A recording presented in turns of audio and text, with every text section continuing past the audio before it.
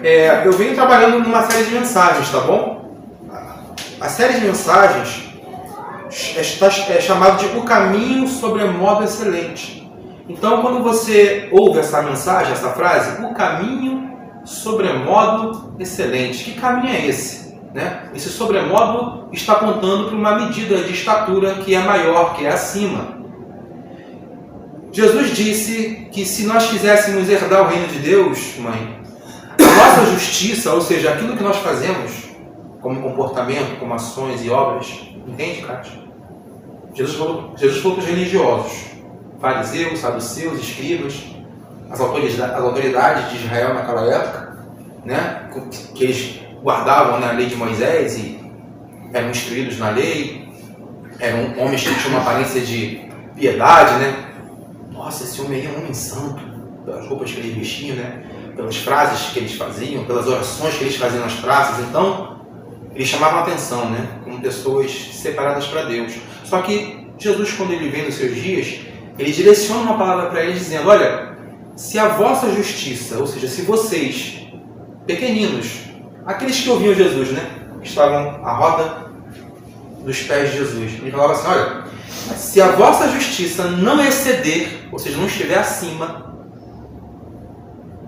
dos escribas e fariseus, de modo nenhum vocês vão poder entrar no reino dos céus.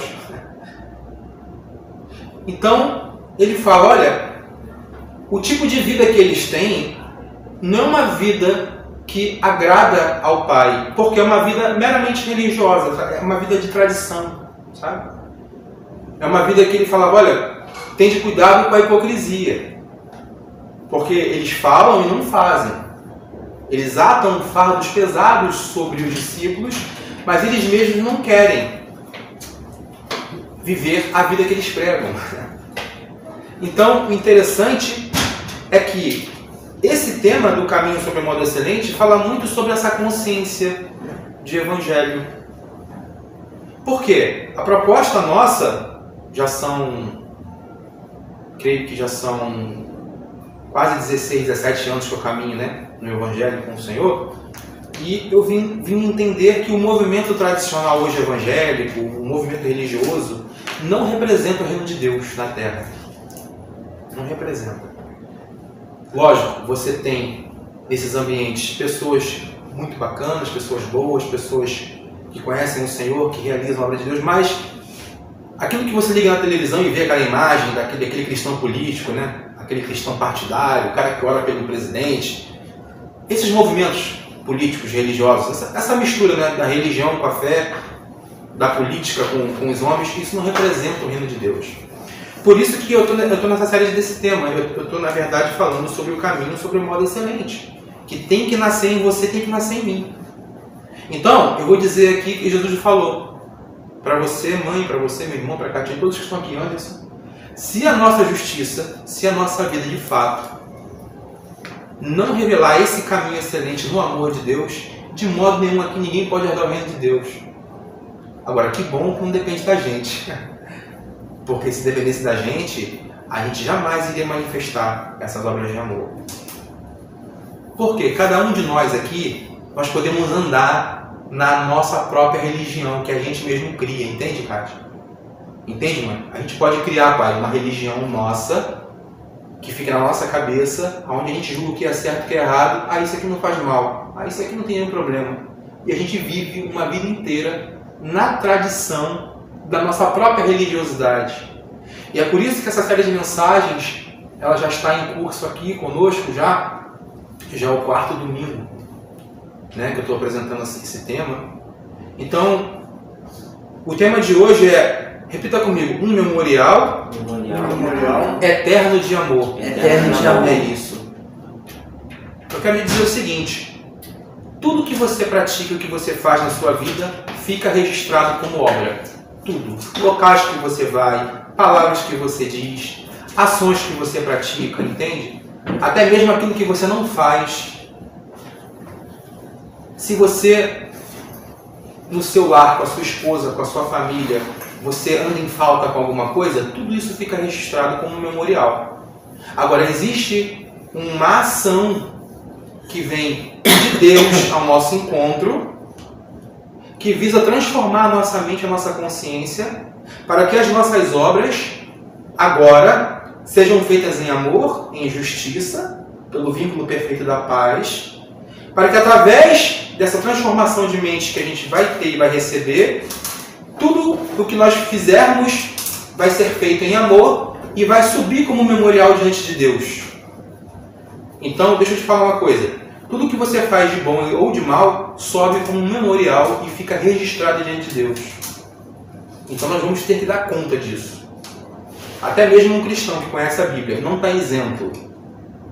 Uma pessoa que conhece versículo, que é pastor, eu sempre falo isso. Uma pessoa que tem família, que é casado, que dá dízimo, não importa o que você faça de obra. Se de alguma maneira a gente tropeçar e errar em algum ponto, a gente se torna culpado. Só que a gente conhece a palavra de Deus, a gente conhece a graça, que tem o poder de nos tirar desse lugar de condenação e nos trazer para um lugar de perdão, de amor, de reconciliação com Deus. Então é disso que eu estou falando. Eu estou dizendo que um cristão ele pode ser cristão durante 20 anos, ele pode conhecer a Bíblia, ele pode frequentar muitos cultos, e ainda assim ele é um cristão que anda em falta. Entende? Por isso que eu estou ministrando sobre esse tema. Porque eu falei no último culto, repita comigo, até Cristo ser formado em vós. Existe um período, um tempo, esse até é um espaço temporal, é algo que até ser Cristo, ou seja, que tem que se cumprir. Então eu vou ali no meu pai, até que eu vá lá, leva um tempo, né, para eu chegar ali, né? Então é assim. Então existe um período de tempo que Deus vai dando com o homem, Deus é longânimo, para que você entenda o que eu estou falando. Pessoas aqui podem sair dessa manhã aqui com um pouquinho dessa semente e essa semente frutificar. E eu peço a Deus que Ele faça isso sobre nós. Porque o tema de hoje é um memorial eterno de amor. Qual é a nossa intenção? Que você pratique as obras de amor, as mesmas que Cristo praticou, no seio familiar, na sua família, no seu trabalho, no seu relacionamento com o próximo. É isso que vai valer naquele grande dia. O texto base é 2 Coríntios 9:9. Está escrito assim: distribuiu, deu aos pobres. Repita comigo: a sua justiça, permanece para sempre. Está vendo aqui? Uma ação de bondade e generosidade. Um ato feito em amor, de compartilhar e de distribuir. Diz o texto que porque uma pessoa se compadeceu e foi inclinada a socorrer um pobre, um necessitado, diz que essa justiça subiu e ficou diante de Deus como para sempre memorial. Olha que tremendo. Então, o nosso esforço aqui é fazer com que os casais, as famílias, os filhos, todos que estão formando uma consciência cristã, venham também prontamente, voluntariamente, a viver uma vida de justiça. E que você semeie esse amor na sua casa, na sua família, semeie debaixo de uma consciência no reino de Deus. Aqui o texto diz que Paulo invoca a bênção do poderoso Salmo 112, porque isso que eu li aqui agora, distribuiu, deu aos pobres, e a sua justiça permanece para sempre, é algo que está registrado no Salmo 112. Então Paulo, quando está escrevendo para Coríntios sobre a disposição deles em ajudar e socorrer a igreja de Cristo, ele diz, ele vem à memória dele esse salmo, e ele registra isso como bênção para a igreja, entende? Ele está recitando o Salmo 112 para a igreja de Corinto. Principalmente aqueles que foram movidos de íntima compaixão em amor. Foram participantes das doações que serviram como socorro aos judeus cristãos que moravam na Judéia e em Jerusalém. O que aconteceu aqui nesse episódio? Um pano de fundo para você entender. Houve um período de grande fome que assolou as nações. Ainda nos dias do imperador romano Cláudio, no ano 44, 48. Então Cristo ele morre no ano, se não me engano, 30 e pouco. Então aqui tinha passado alguns anos, tá? No ano 44 veio uma grande fome sobre o mundo, entende? Não estão conseguindo compreender até aqui, irmãos? Estão conseguindo compreender? Houve uma grande fome, houve um período de crise grave no mundo e nas nações. Muitas pessoas padeceram necessidade. Então, esse fato, antes que ocorresse, ele foi previsto anos antes. Deus levantou um profeta chamado Ágabo, em Atos 11, 28. Ágabo se levanta perante os irmãos e fala, está registrado em Atos 11, naqueles dias desceram alguns profetas de Jerusalém para Antioquia. Antioquia é na Turquia, tá bom? Então, veja bem, antes que essa fome viesse assolar as nações, no ano 44, alguns anos antes, Deus levantou um profeta chamado Ágabo. Entende? Ele sai de Jerusalém e vai até a Turquia, encontrar com a igreja que havia na Turquia, em Antioquia. Essa distância é de 745 quilômetros. Dá 6 dias andando a pé, mais ou menos. Andando. E foi. E se apresentando, um deles, chamado Ágabo, dava a entender pelo Espírito. Então veja bem, ele foi inspirado por quem? Pelo Espírito. Ele foi inspirado pelo Espírito, esse profeta. Tá? Que estava para vir grande fome por todo o mundo, ao qual sobreveio nos dias de Cláudio. Está registrado isso em Atos 11, tá bom? Os discípulos, cada um conforme as suas posses, repita comigo, os discípulos, cada um conforme as suas posses, resolveram enviar socorro aos irmãos. Foi isso que aconteceu. Então cada um tinha um recurso, tinha uma receita, tá? Ficaram sabendo que houve essa fome e a Judéia padecia muito, tá?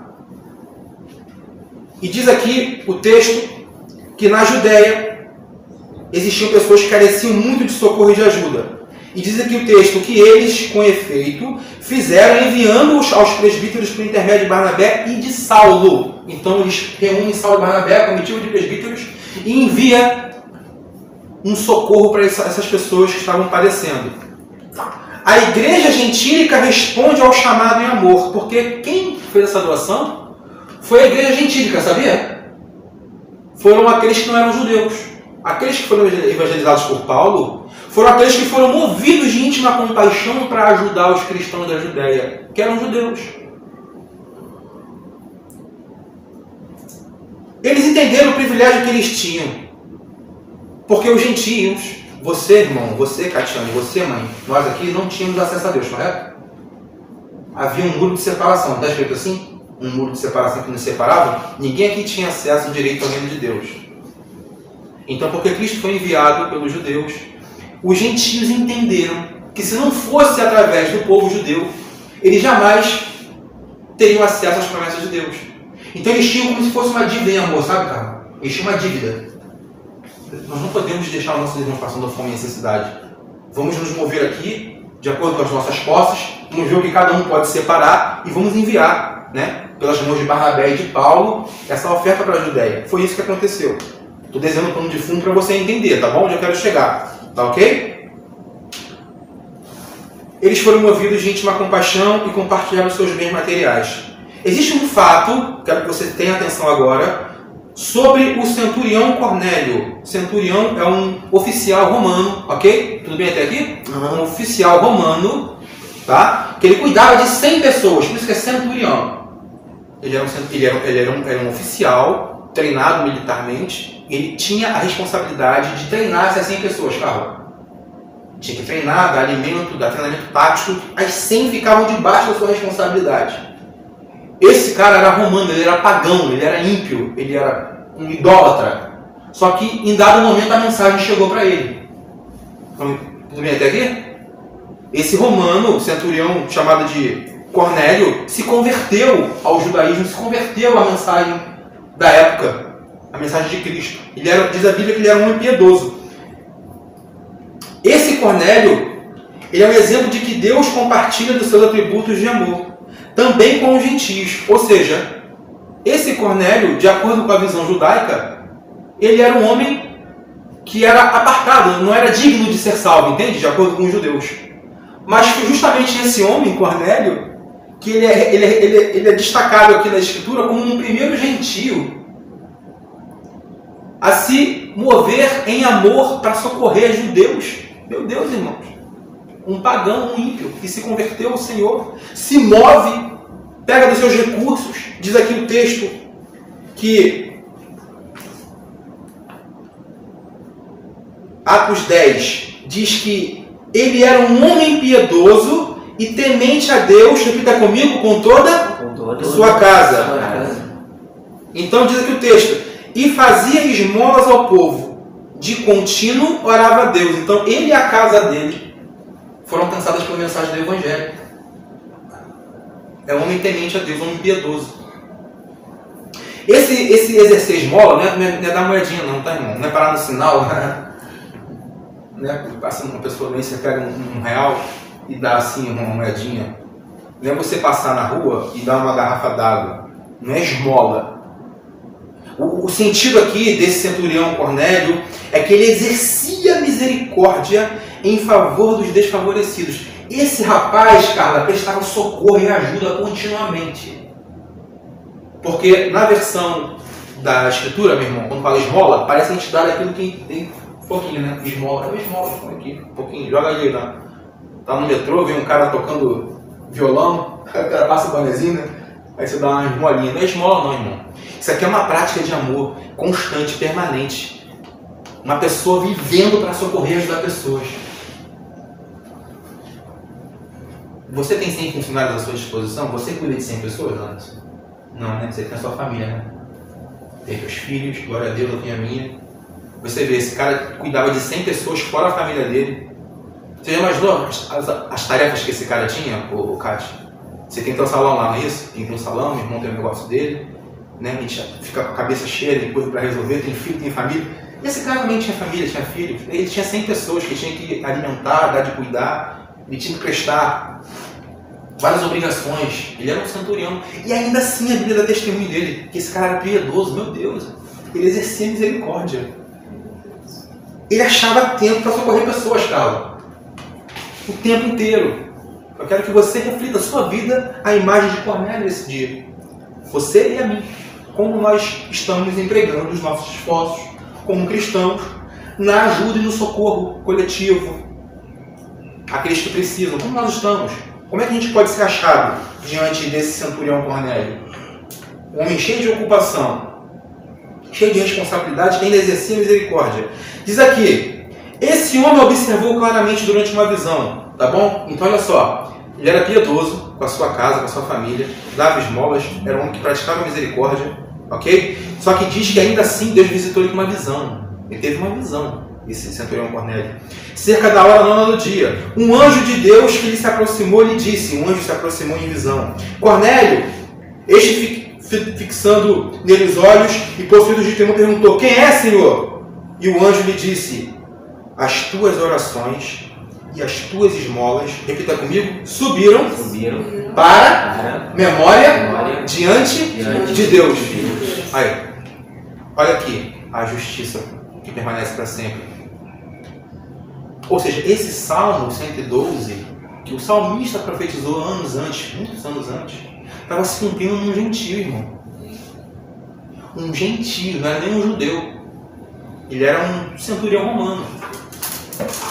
O centurião romano, ele era ensinado a adorar o imperador, a ter vários deuses, a ser idólatra. E mesmo assim, houve um corte da graça sobre ele que fez ele romper com tudo isso. E diz que as orações que ele fazia com a casa dele, olha aqui, olha a importância de você estar aqui hoje. Olha a importância de você semear a oração com a sua família, com a sua casa. Olha a importância.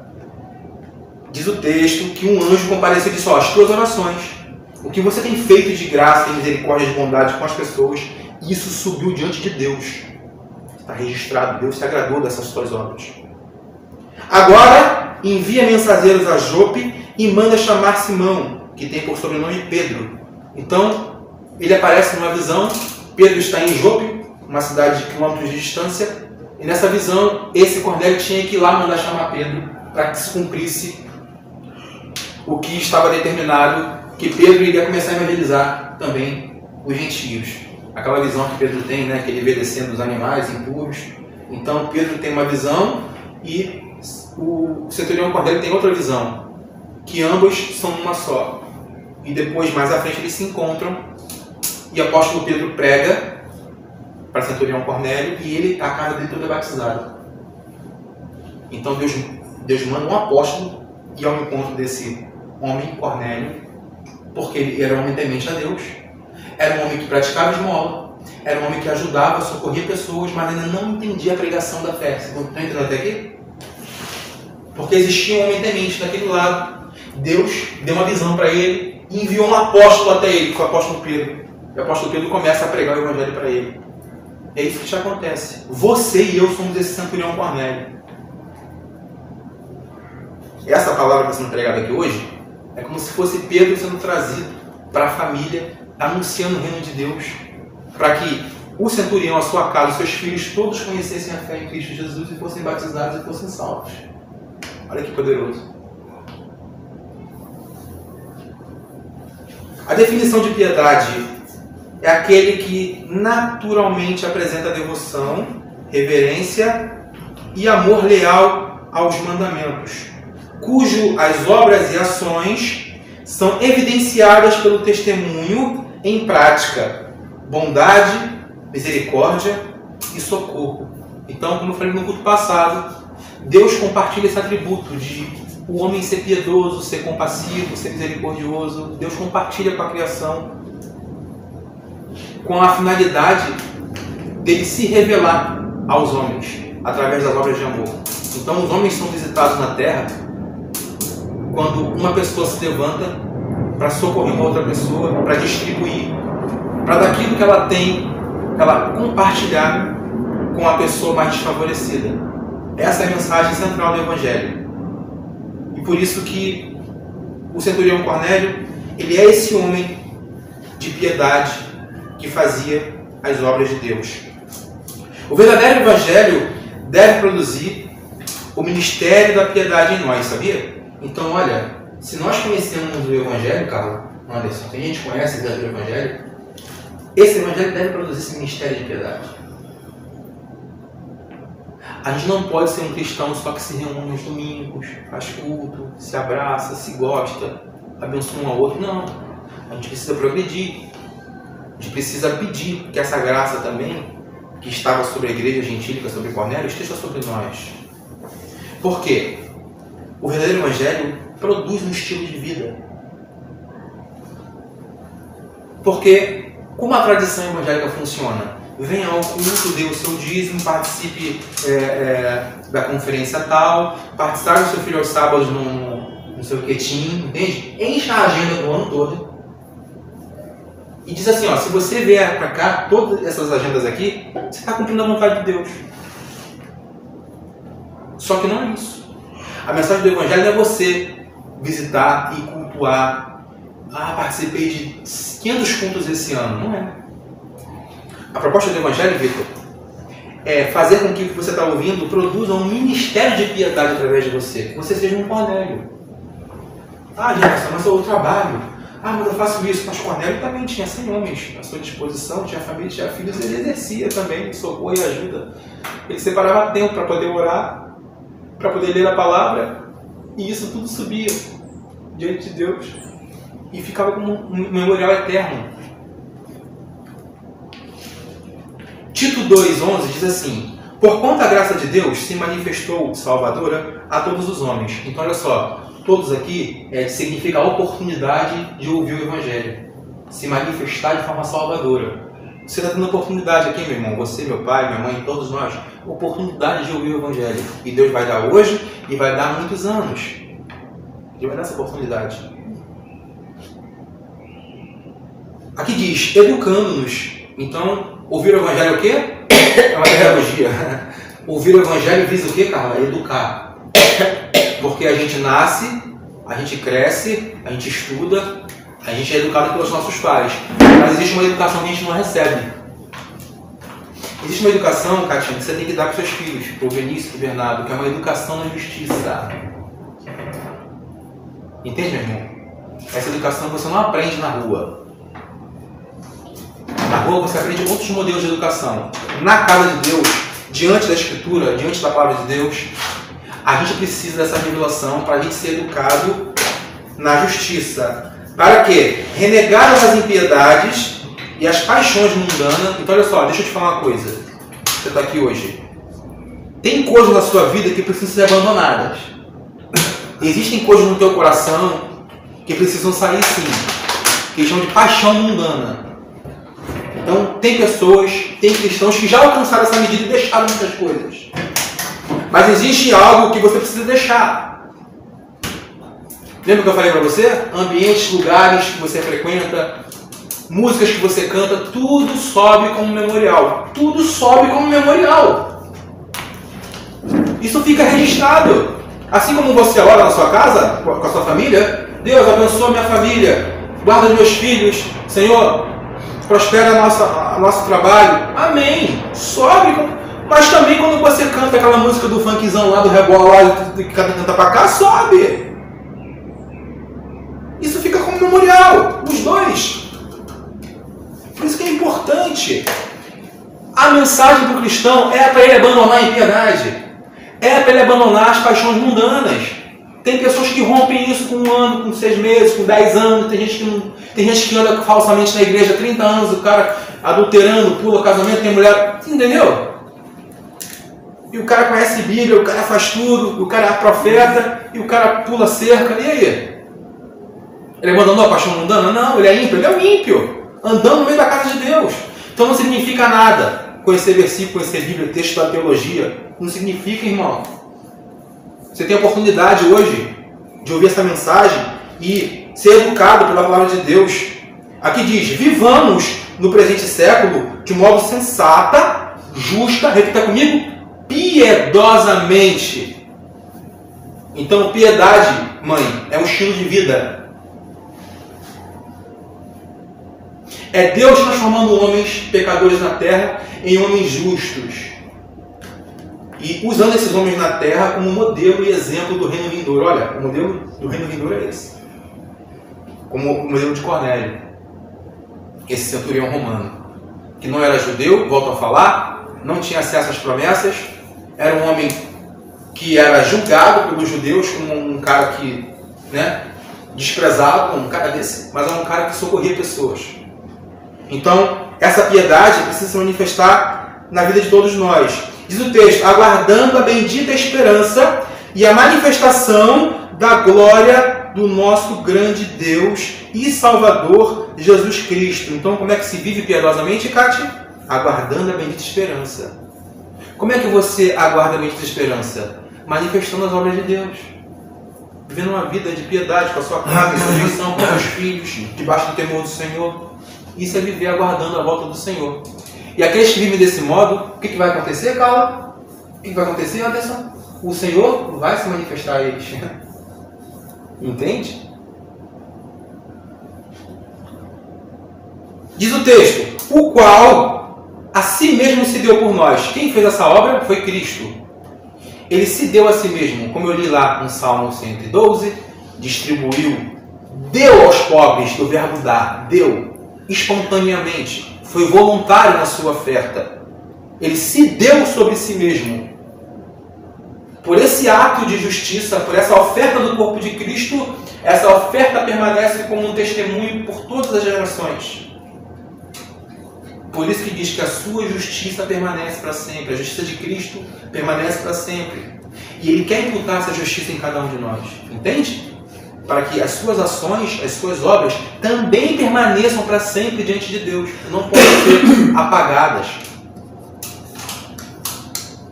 A fim de nos remir de toda iniquidade.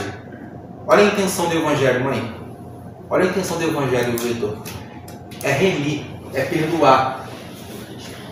De toda iniquidade. Toda, qualquer dolo, qualquer falta, qualquer mal que tenhamos cometido. O projeto do Evangelho é nos remir de toda iniquidade e purificar para si mesmo um povo exclusivamente seu, zeloso de boas obras. Uma das promessas do homem piedoso está descrito em 2 Pedro. Diz assim, porque o Senhor sabe livrar da provação, repita comigo, os piedosos. Então, quem é livre da provação, meu irmão? Os piedosos. Qual foi o salmo que eu li agora na abertura do culto?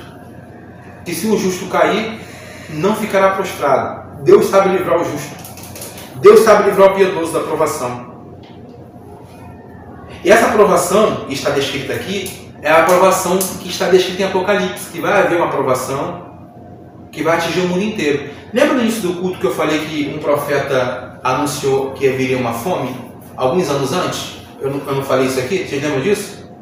Se eu disser para você que vai haver uma grande crise no mundo também, eu estou falando aqui alguns anos antes, vai haver uma grande crise no mundo. Vai haver. Entendeu? Onde pessoas vão precisar umas ajudar as outras. Quem tem mais recursos, passa para quem tem menos. E vamos, nessa ação comunitária, um ajudando o outro. Vai ser necessário fazer isso, tá? Eu estou sendo esse água para você aqui. Estou te avisando alguns anos antes, tá bom? Não sou profeta, mas a gente faz a leitura do que está acontecendo no mundo. Vai haver um período de crise perto para acontecer no mundo. Tá? Então, o que eu quero te dizer é que o Senhor vai saber livrar você da provação, se você estiver andando num caminho de piedade. Se você for um homem piedoso, uma mulher piedosa, quando vier esse dia mal, você não vai viver de maneira desesperada. Você está entendendo? Está entendendo, Vitor? Vindo esse dia mal, porque você entendeu essa mensagem, porque você anda de modo piedoso, Deus vai vir sobre você, vai te dar sobriedade, lucidez, esclarecimento. Você vai ser um cara que vai olhar o que está acontecendo no mundo e você não vai andar desesperado da vida. Entende, pai? Consegue entender? Ah, estou desesperado da vida. Não sei quanto tempo eu vou viver. Olha essa crise. Não tenho dinheiro. Ai, essa aflição. Esse estado de inquietação. O que vai ser do dia de amanhã? Ah, não tenho dinheiro para isso. Entendeu? Deus sabe livrar as pessoas desse estado de inquietação, porque são pessoas piedosas. Vou ler aqui agora um outro versículo. Eu preciso da sua atenção. Diz aqui: o Senhor sabe livrar da provação os piedosos e reserva. Está reservado, vai acontecer. Sob castigo os injustos, para o dia do juízo. Existe injusto ou não existe, gente? Sim ou não? Existe homens injustos, irmão? Existe homens injustos. Existe, Carlos, homens ímpios? Existe homens ímpios. Existem pessoas que querem viver só nessa vida com seus bens, com as suas riquezas, gozar de privilégios. Não existe. Essas pessoas não estão vivendo só para si mesmas, mas não tem um grupo de pessoas que vivem assim, sabe? No egoísmo, na avareza, na idolatria, no culto ao próprio corpo. Nossa, como eu sou belo, sou bonito, sou poderoso. Existe. Esses são os injustos. Meu Deus! Injusto, meu irmão, não é só aquele que pratica roubo, dolo, que pratica o mal contra o próximo, não. É aquele que anda distraído nesse mundo, usufruindo dos bens materiais que esse mundo pode dar, somente para isso. A Bíblia diz, pai, que tem um grupo de pessoas que foi reservado para viver dessa maneira. Meu Deus! Aonde nós vamos ser achados aqui nessa história? Aonde nós vamos ser encontrados? Você com a sua família, meu Deus. Onde você vai ser achado? Você tem que ser achado nos piedosos. Olha Deus, hein? Fale com Deus. Senhor, eu quero ser achado com a minha casa, a minha família, com os piedosos. Eu quero ser achado com eles. Porque se você for achado com os injustos, quando vier a aprovação do dia mal, tem pessoas, Catiane, que vão surtar. Eu estou te falando, tem pessoas que vão enlouquecer da vida, vão desesperar da vida. Nossa, meu Deus, o que eu faço agora? Entende? Agora, a homem piedoso, ele vai ter equilíbrio. Ele vai estar inteiro debaixo da promessa. Não, está acontecendo isso, mas eu sei que Cristo é por mim. Eu sei que aquele que me chamou é poderoso para fazer. Entende? Olha a diferença. Você vai ter uma boa convicção. Você vai estar cheio de fé. Enquanto o mundo vai estar desesperado, correndo atrás de coisas, você vai estar íntegro e inteiro diante de Deus, confessando a palavra dele, orando, vivendo de forma piedosa e recebendo o resgate do castigo que há de vir sobre o mundo inteiro. Vai acontecer. Para encerrar, eu vou ler o Salmo 112, porque o tema da mensagem hoje foi um memorial eterno de amor. E a palavra, texto base, foi sobre essa justiça que permanece para sempre. Salmo 112, eu vou abrir aqui rapidamente. O título da minha Bíblia aqui, em Salmo 112, fala sobre a promessa da vida futura aos piedosos. É o Salmo 112. Diz assim: aleluia! Bem-aventurado o homem que teme ao Senhor. Uma bem-aventurança. Irmão, uma grande riqueza é você temer ao Senhor na sua vida. Maior do que os teus bens. Maior do que você tem guardado de herança. Maior do que a tua inteligência. Entende? Maior do que tudo, meu irmão, mãe. Maior do que tudo é você conhecer a lei do Senhor e temer o seu nome. É a maior dádiva que uma pessoa pode carregar em vida. Não é o seu currículo, não é a sua faculdade, não é a sua empresa, não é os seus bens. Olha só como eu sou vitorioso na vida, olha o que eu conquistei. Não é isso.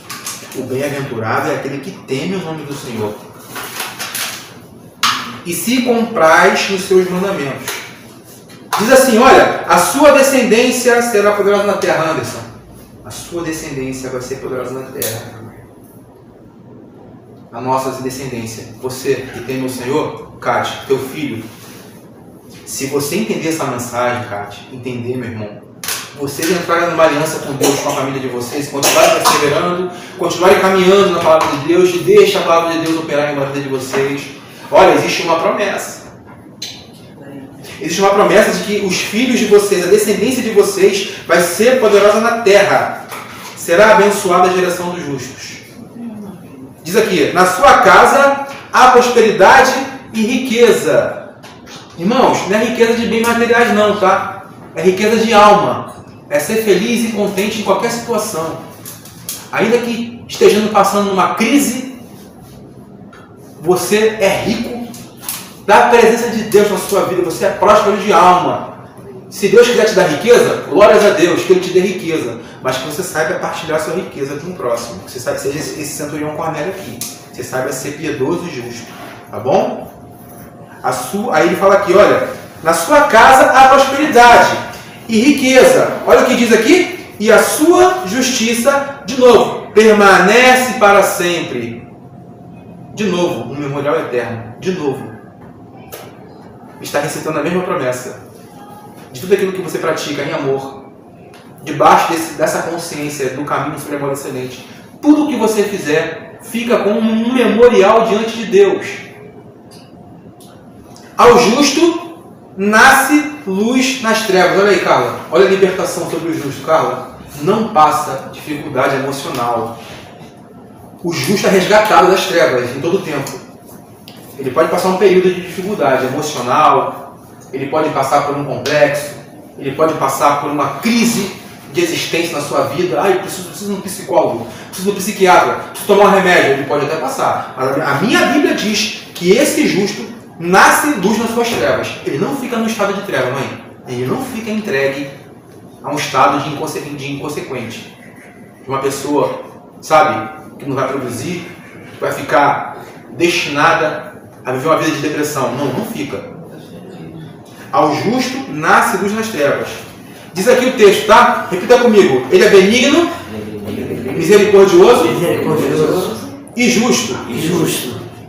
Esses três atributos aqui, você encontra onde, Anderson?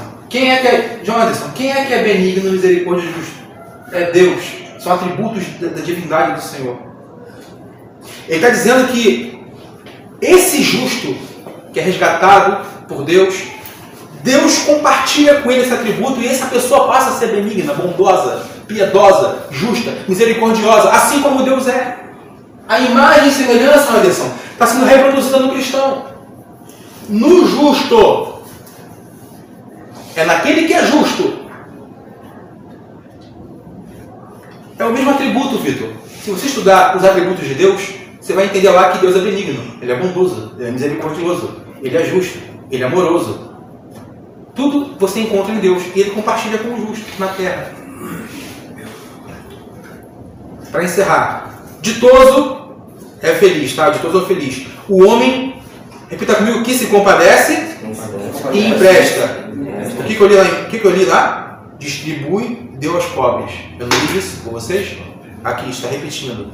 O homem bem-aventurado é o que se compadece e empresta. ele defenderá a sua causa em juízo. Ele quem? O próprio Deus. Irmão, olha só, deixa eu te falar uma coisa. Quando você se compadece, quando você socorre a pessoa, quando você visita alguém, quando você leva um alimento, quando você dá uma palavra, quando você visita uma pessoa em tribulação, diz o texto que você está fazendo para Deus, hein? Você está fazendo para o próprio Deus. Ele está dizendo o seguinte, olha, quando vier uma causa contra você, eu vou estar lá em juízo advogando a teu favor. Olha como esse entendimento é poderoso. Não será jamais abalado. Repita comigo. Será tido em memória eterna. Grava isso. Grava isso. Memória eterna. Os teus atos jamais vão ser esquecidos. Olha, eu vou falar uma coisa para você. Eu desfruto de bênçãos hoje, Anderson. A minha casa, a minha família, o meu filho. Olha, eu desfruto de bênçãos hoje que eu pratiquei há mais de 10 anos atrás. Você consegue entender o que eu estou falando? Deus já me fez, por sua graça, Deus já me levou em lugares. Até no meu aniversário, eu lembro uma vez no meu aniversário, dia 9 de março, eu estava num presídio com o pastor Fernando, lá no Éden. Tinha uma visita lá para a gente fazer com o irmão, e Deus, por sua misericórdia, colocou essa compaixão em mim, porque eu jamais iria no presídio no dia do aniversário, fazer o que no presídio, né? Deus encheu meu coração de misericórdia e compaixão, e eu liguei para o pastor Fernando, eu vou com você, vamos juntos, porque ele estava sozinho, eu fui com ele. A gente foi lá fazer a visita nos presidiários, para pessoas que precisavam ser ministradas. Ou seja, eu fiz o que eu queria? Não. Deus compartilhou comigo esse atributo de ser misericordioso e benigno para que eu exercesse essa obra, para que Ele me recompensasse anos na frente. Você consegue entender? Eu estou te falando de um ponto, eu estou te falando de uma obra, como exemplo, para você entender. Então tem coisas que eu fiz há 10, 12 anos atrás, que eu colho hoje. Coisas que eu semeei lá atrás, de misericórdia e compaixão pelo próximo. O Anderson sabe, fazendo um trabalho na rua, né, Anderson? Visitávamos pessoas desfavorecidas na rua. Hoje a gente não faz mais. Mas eu sinto que Deus está chamando a gente para a gente se envolver com essas causas, entende? Hoje a gente não faz mais, devido à criança pequena, trabalho, muitas coisas, muitas tarefas, a gente não consegue se envolver diretamente. A gente pode se envolver de forma a sustentar, a dar, tipo, a gente passar uma oferta aqui. Olha, irmão, vamos passar uma oferta aqui para um propósito. Existe uma igreja lá que recebe pessoas desabrigadas e moradores de rua. Eu estou precisando de uma oferta aqui, precisa levantar aqui R$300 para mandar. E você ser movido por Deus e compartilhar daquilo que você tem recebido. E a gente poder enviar esse recurso. A gente não pode ir para lá, correto? A gente pode abençoar e sustentar essa obra. Eu creio que Deus está chamando a gente para esse compromisso. É por isso que eu estou falando isso. Então, diz aqui que tudo aquilo que você faz, Anderson, como obra de justiça em Deus, em piedade e amor, sobe como um memorial diante de Deus. Entende?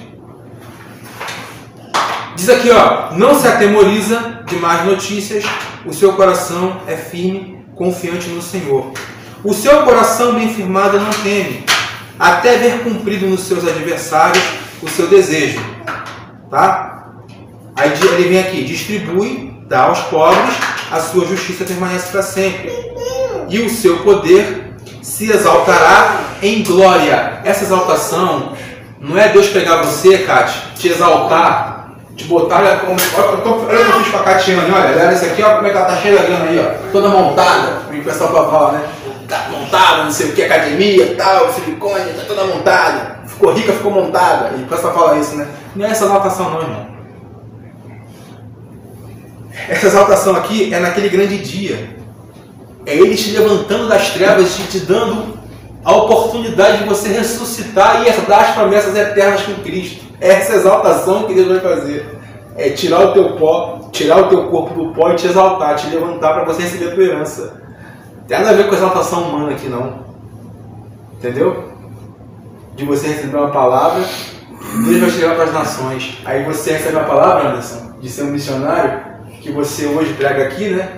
Aí Deus vai te exaltar. Aí você vai pregar nas nações e vai ficar rico, ganhando dinheiro para o Evangelho. Aí o cara era pobre, passa a ter casa, carro. Não tem um profetinho na internet aí? Um profetinho aí?